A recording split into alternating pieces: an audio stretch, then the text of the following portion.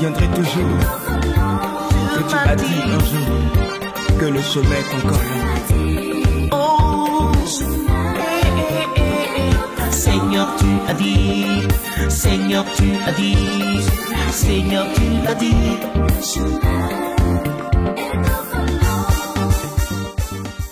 La ville était dans une joie indescriptible. Les enfants couraient partout. Au fur et à mesure que le cortège progressait, les enfants couraient avec le cortège. C'était un remue-ménage. Pourquoi? Parce que le sauveur de l'humanité était là, présenté à la face de la nation, comme celui-là qui viendrait délivrer cette nation de ses péchés, cette nation de ses problèmes. Une ère était arrivée, un temps est arrivé, un moment est arrivé où ils allaient vivre l'accomplissement parfait d'une parole donnée par Dieu à cette nation-là. Ils étaient dans la joie. Mais malheureusement, cette joie sera de courte durée. Cette joie sera de courte durée. Cette joie ne va pas durer. Cette joie va s'arrêter au moment où il le pensait le moins.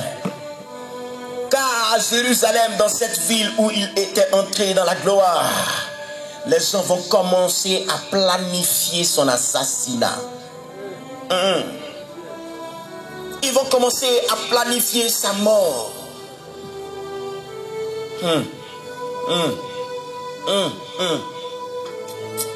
Oh Jésus. Ils vont commencer à réfléchir et à voir comment ils peuvent le tuer. Comment ils peuvent l'arrêter. Parce que ce Yeshua dont je vous parle n'était pas de la tribu de Lévi.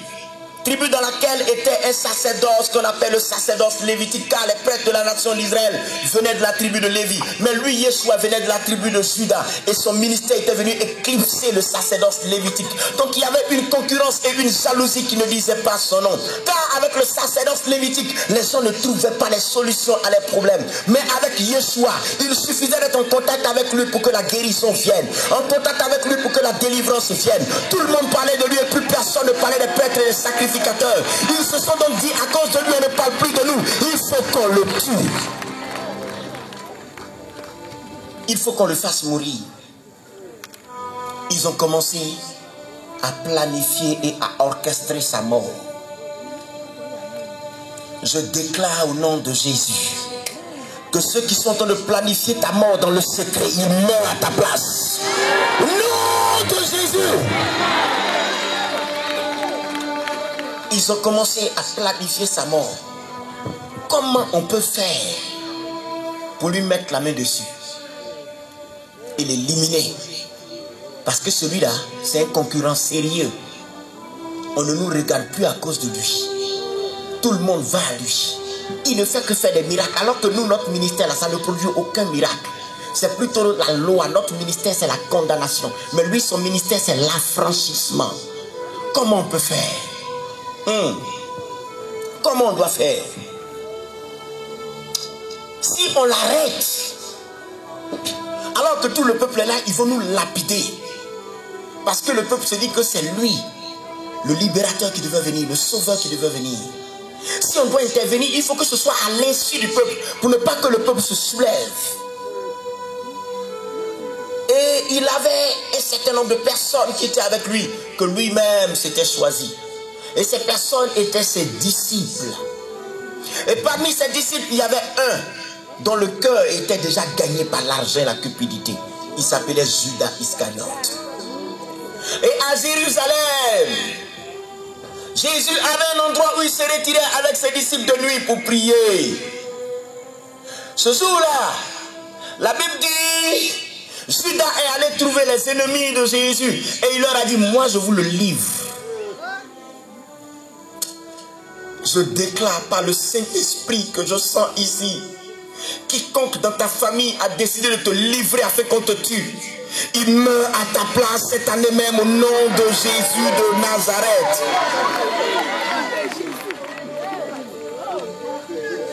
Judas est allé les voir et Judas leur a dit, vous luttez pour rien, vous vous fatiguez pour rien, donnez-moi de l'argent et moi je vais vous le livrer. combien de pièces d'argent on a décidé de te vendre? Pour combien de pièces d'argent on a décidé de mettre fin à ta vie? Qui a décidé de te livrer? Qui veut te voir mourir avant ton temps? Ce que tu vis n'est pas nouveau sous le soleil. Mais sache que, quelle que soit la décision qui est prise dans le cœur des hommes, à l'issue des hommes, car nos pensées sont cassées aux yeux des hommes, mais elles ne sont pas cassées aux yeux de Dieu. Quel que soit ce que ton ennemi a arrêté ou il a pensé, il y a un Dieu qui est au-dessus de tous. Et avant que ton ennemi ne pense, Dieu est Dieu, Dieu reste Dieu, il demeure Dieu. Il est allé les voir. Ils lui ont donné 30 pièces d'argent. Et il leur a dit, moi, je vais vous le livrer. Jésus. Jésus. La jalousie est une mauvaise chose. Ouragayo, il y a trop de jalousie ici. Il y a trop de jalousie ici. Lorsque dans une famille, il y a un qui commence à percer, la jalousie se lève tout de suite. On veut sa mort. Parce qu'on ne veut même pas que quelqu'un réussisse dans ce village. On veut que tout le monde soit pauvre en même temps. Tout le monde soit malade en même temps. Tout le monde souffre en même temps. Mais soyez délivrés de ça aujourd'hui au nom de Jésus. Je lis cet esprit de jalousie qui vous faisait souffrir. Et je le chasse de ce village. Au nom de Jésus.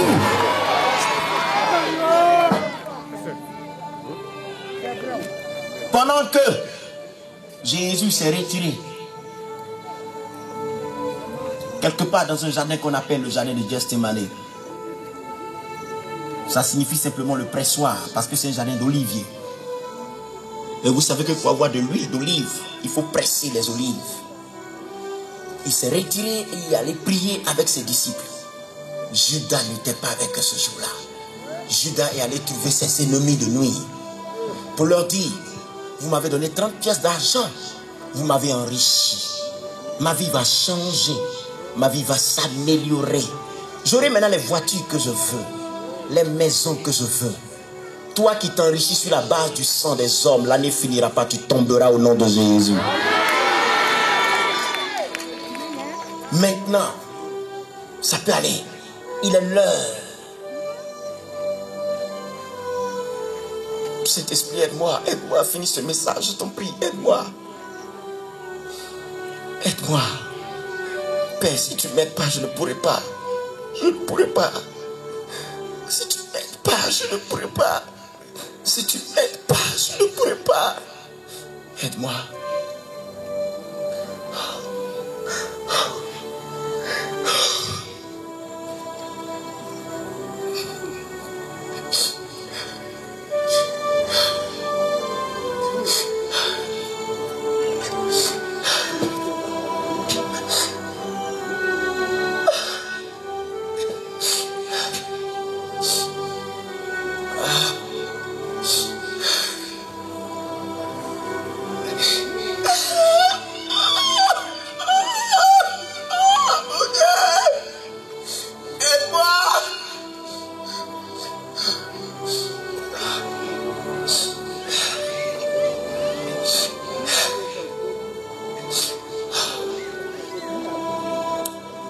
Ne t'inquiète pas, Dieu va te délivrer.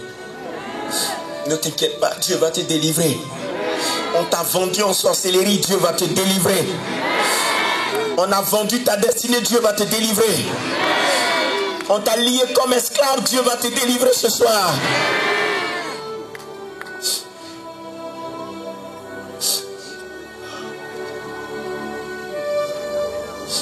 Judas les a pris et les a conduits dans les antres du maître. Personne ne savait que Jésus se retirait dans ce jardin avec ses disciples à une certaine heure dans le but de communier dans la prière. Personne ne savait. Mais Judas, qui faisait partie des intimes de Jésus, lui l'a su. Et ce jour-là, Jésus savait qu'on allait venir l'arrêter. Il a dit à tous ses disciples, soutenez-moi dans la prière parce qu'une heure cruciale arrive, une heure grave arrive. Priez avec moi. Ils étaient 11. Il a laissé 8 un peu plus loin. Et il a pris 3 d'entre eux qui étaient ses intimes, à savoir Pierre, Jacques et Jean. Il leur a dit, soutenez-moi dans la prière. Il arrive des fois où on a besoin de soutien. On a besoin qu'on nous aide. On cherche l'aide, on ne trouve pas l'aide. On cherche le secours, on ne trouve pas le secours. Il m'est arrivé de passer par ces temps. Je veux dire à une personne qui est assise certainement ici et qui m'écoute, si tu entends de passer par ces temps, j'ai une parole pour toi. Il a dit, je ne t'abandonnerai pas, je ne te délaisserai pas. Au lieu de prier et de soutenir le maître qui allait passer par comme le feu, eux tous ont commencé à dormir. Pierre dormait, Jean dormait, Jacques dormait. Les 8 autres alors, c'était grave. Est-ce que celui sur qui tu comptes n'est-il pas en train de dormir? Celui de qui tu attends le secours là, est-ce qu'il n'est pas en train de dormir? Est-ce que ton médecin ne dort pas? Ton féticheur en qui tu as placé ta confiance là, est-ce qu'il n'est pas en train de dormir? Eux tous dormaient. Il a prié 1 heure. Et il a dit, Père, s'il est possible que cette coupe de souffrance s'éloigne de moi. Sinon, pas ma volonté, mais ta volonté. Il revient 1 heure de temps après. Il les trouve tous endormis. Il les réveille. Et il leur dit, oh, priez. Priez afin de ne pas tomber dans la tentation. Il retourne 1 heure de temps encore, il fait la même prière. Il revient une 2e fois, il les trouve endormis. Il part une 3e fois. Il fait la même prière pendant 3 heures, disant les mêmes paroles. Il revient et il les trouve endormis. Et il leur dit, vous dormez. Celui qui vient m'arrêter est à la porte. À peine a-t-il fini de parler que dans le jardin de Gethsémane, partout, c'était des soldats avec des armes. Comme s'ils étaient sous l'effet de la drogue. Parce qu'ils avaient été commandités. Et on leur a dit, vous ne devez pas le rater. Parce que cet homme-là, pour l'avoir, c'est difficile. Voici l'occasion que nous avons de le cribler. Nous vous mandatons, vous donnant l'argent qu'il faut. Cette mission est une mission de taille. Vous ne devez pas rater l'objectif. Donc ils sont allés comme enrangés par une colère qui était au-dedans d'eux. Car Jésus-Christ mort arrangeait les sacrificateurs et les prêtres. Jésus-Christ mort arrangeait Hérode et Pilate. Car il leur avait volé tous la vedette. Pour la simple raison qu'en Israël, c'était lui désormais la star. On ne parlait plus d'hommes politiques, on ne parlait plus de prêtres, on ne parlait plus de qui que ce soit. C'était de lui qu'on parlait. Et il se disait, il faut qu'il meure pour que nous aussi on parle de nous.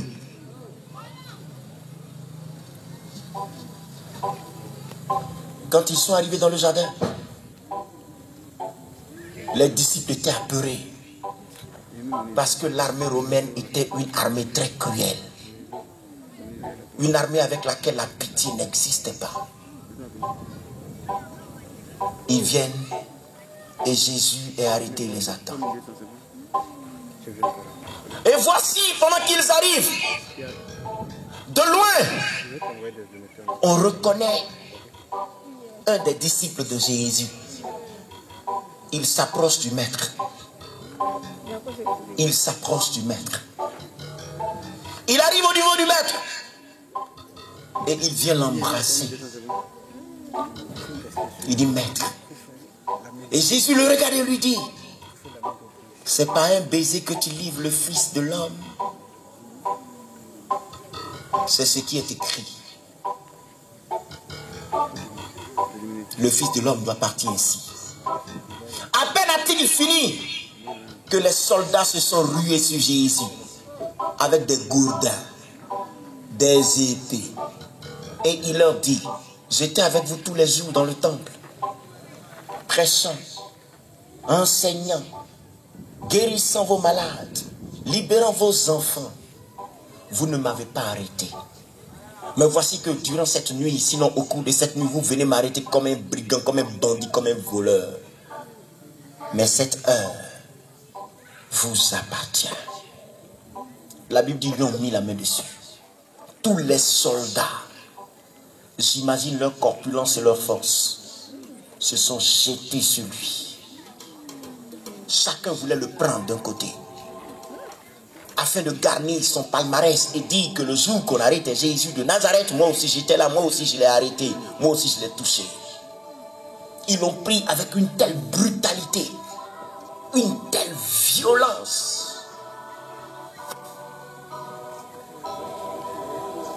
C'était tellement violent qu'on n'a pas demandé aux disciples de fuir. Eux tous ont pris la fuite. Pierre est parti de son côté. Jean est parti de son côté. Jacques est allé monter sur un arbre. Philippe, André, les autres, eux tous sont partis. Et ils ont abandonné le maître entre les mains de ses ennemis et de ses adversaires. Alors, ils ont pris Jésus. Et ils l'ont conduit chez le grand prêtre. Là où selon eux, il devait comparaître pour blasphème. Et ce jour-là, ils ont planifié une sorte et une parodie de justice, où ils ont fabriqué et préfabriqué les témoins accusateurs. Ils l'ont positionné là. Oh Jésus, oh Seigneur. Ils l'ont positionné là. Et quand ils l'ont mis là, il était pratiquement dénudé. Et il faisait passer les gens qu'il accusait à tort, ce qu'il n'a pas fait. On dit il l'a fait. Ce qu'il n'a pas dit, on dit il l'a dit. Ils ont commencé à l'accuser. Les témoins eux-mêmes se fourvoyaient dans leur dire. Il était arrêté là comme un orphelin. Quelqu'un dirait de la gloire à la chute. Pourtant il est rentré à Jérusalem dans la gloire. Le voici humilié, rabaissé.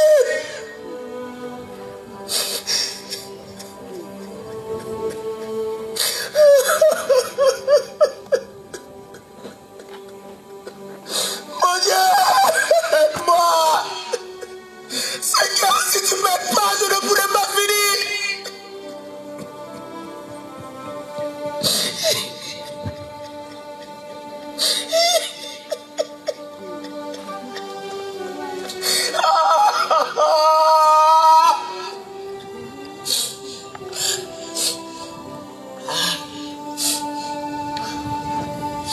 Ils avaient oublié tous leurs malades qu'il avait guéris, tous leurs morts qu'il avait ressuscités, tout le bienfait accordé. Ils avaient tout oublié. S'ils ont oublié tous tes bienfaits, il y a un Dieu qui est là qui saura te récompenser. Lui, il n'oubliera pas. Cette parole est pour quelqu'un qui est assis ici, qui est découragé et qui a dit, moi je ne ferai plus de bien à qui que ce soit. Parce que tu as tellement fait de bien. En retour, on t'a fait du mal. Donc tu es tellement découragé que tu ne peux plus aider quelqu'un. Cette parole est pour toi. Ils l'ont accusé. Ils l'ont accusé. Ils l'ont accusé. Afin de pouvoir le condamner, il fallait qu'il l'accuse de blasphème. Mais il est la parole. Personne n'a pu jamais le contredire. Tu parles avec lui. Tu vas te perdre dans tes propos. Parce qu'il est l'incarnation de la sagesse. Parce qu'en réalité, il est la sagesse. Il est l'éloquence. Il est l'expression la plus élaborée de la poésie. Il est plus qu'un journaliste. Et avant que tu ne parles, il sait ce que tu vas dire.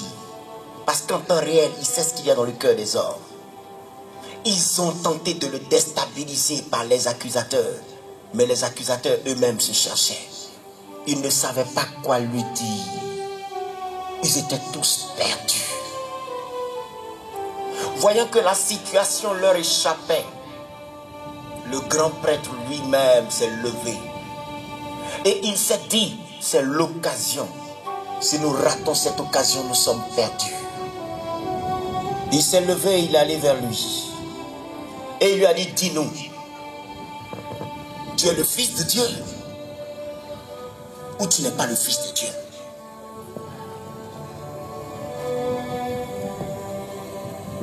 Et il a dit, je suis le Fils de Dieu.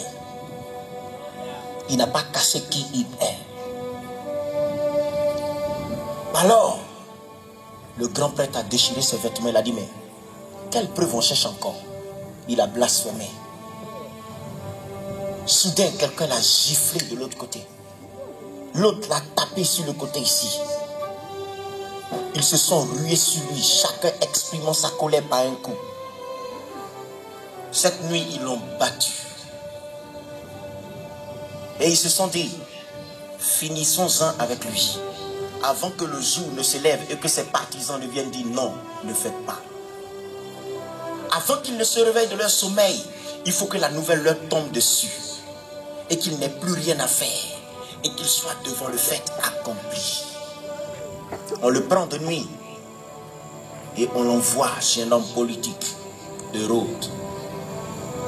Hérode a désiré le voir parce qu'il avait tellement entendu parler de lui. Et la Bible dit que lorsqu'il est arrivé, Hérode l'a regardé. Hérode lui posait des questions. Mais il ne répondait pas. Il ne répondait pas. Les soldats le frappaient, mais il ne disait rien. On le prend de chez Hérode et on l'envoie ensuite chez Pilate. Pilate aussi lui pose des questions et il ne répond pas. Et à un moment donné, Pilate dit, dis-moi, tu es le Fils de Dieu? Il dit, si je te le demande, tu ne me répondras pas. Si je te dis, tu ne croiras pas. Mon royaume n'est pas de ce monde. Je suis venu dans ce monde pour rendre témoignage à la vérité. Et à Pilate de lui dire, qu'est-ce que c'est que la vérité? Pilate et Hérode étaient des ennemis, de grands ennemis. Ils ne se parlaient pas. Ils ne se supportaient pas. Mais ce jour, à cause de Jésus qu'ils avaient eu à leur solde, à cause de Jésus dont ils voulaient régler les comptes, la Bible dit les deux sont devenus amis. Est-ce que tes ennemis ne deviennent pas amis à cause de toi? Si à cause de toi, tes ennemis peuvent devenir des amis, ça veut dire que tu es une bénédiction. Alors, ce jour-là, jusqu'au petit matin, ils se sont moqués de lui. L'un des deux avait mis son manteau sur Jésus, lui disant, tu es un roi, voilà mon manteau, porte-le.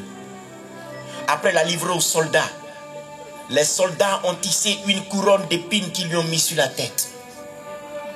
Ils lui ont mis entre les mains un roseau. Et il lui disait, roi des Juifs, en le tapant. Et il lui disait, devine qui t'a tapé, prophète. Dis qui t'a donné le coup au niveau du dos, prophète. Qui t'a donné ce coup au niveau de la tête, prophète. Ils se sont moqués de lui. Ils l'ont rabaissé. Parce que leur objectif, c'était de casser sa notoriété. Il était devenu trop populaire. Il fallait casser sa popularité. Ils l'ont rabaissé. Comme si ce n'était pas permis. Ils l'ont humilié. Comme si ce n'était pas permis. Mais ce qui était bizarre, quand on lui donnait l'occasion de se défendre, il ne se défendait pas. Au point où Pilate a dit, mais tu ne parles pas, tu ne dis rien pour te défendre. Il dit, celui qui m'a livré à toi, il commet un plus grand péché que toi-même.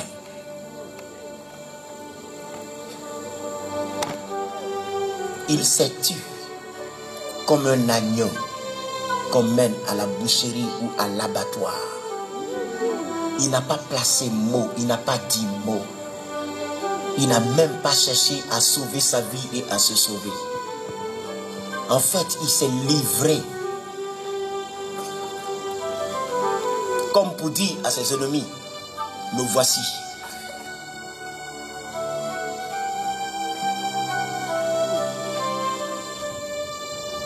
Faites tout ce que vous voulez faire. Et quand ils ont fini, au petit matin, pour mettre un point d'honneur à leurs œuvres, ils disent à Pilate, mais tu nous livres un prisonnier chaque fête de Pâques.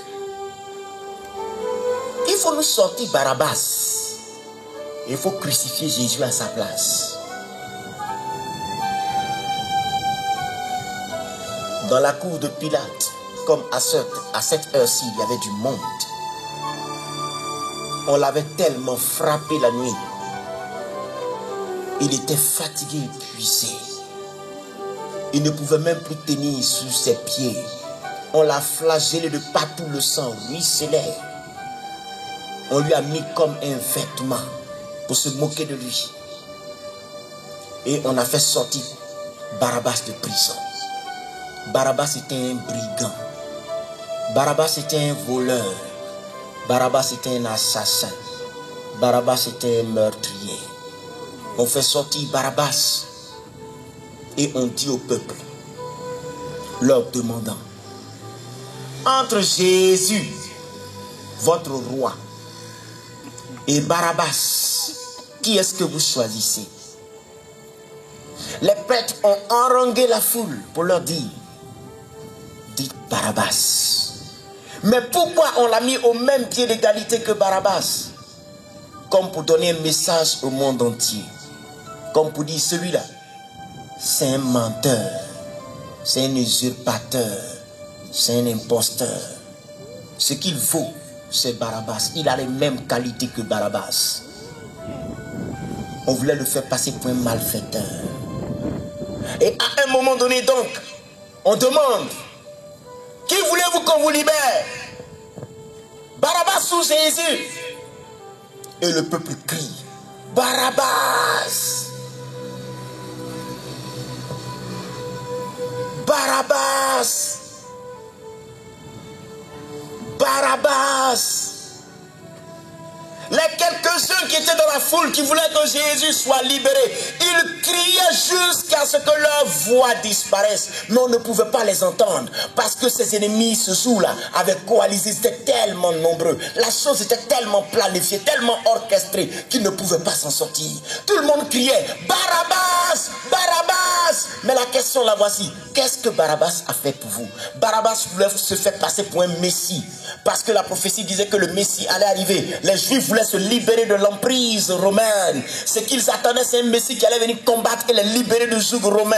Et Barabbas avait voulu agir dans ce sens et accomplir la prophétie alors qu'il n'était pas l'homme de la prophétie. Et ce Barabbas a tué un soldat et on l'avait mis en prison. Il attendait son jugement. Mais on l'a sorti ce jour-là. Le peuple a préféré Barabbas qui n'a rien fait pour lui. Et le peuple a rejeté Jésus. Celui-là qui les guérissait, celui-là qui les délivrait, celui-là qui les bénissait, celui-là qui les restaurait, celui-là de par la vie de qui ils avaient la vie. Ils ont préféré le voleur, ils ont préféré le bandit, ils ont préféré le brigand. Et aujourd'hui, dans ce monde, on acclame ceux qui font le mal. Dans ce monde, aujourd'hui, on applaudit ceux qui font le mal. Sur toi, je peux compter. Oh Jésus, oh Jésus. Seigneur, tu as dit. Seigneur, tu as dit. Seigneur, tu as dit. Je me souviendrai toujours que tu as dit un jour que le sommet est encore là. Oh, Seigneur, tu as dit. Seigneur, tu as dit. Seigneur, tu as dit.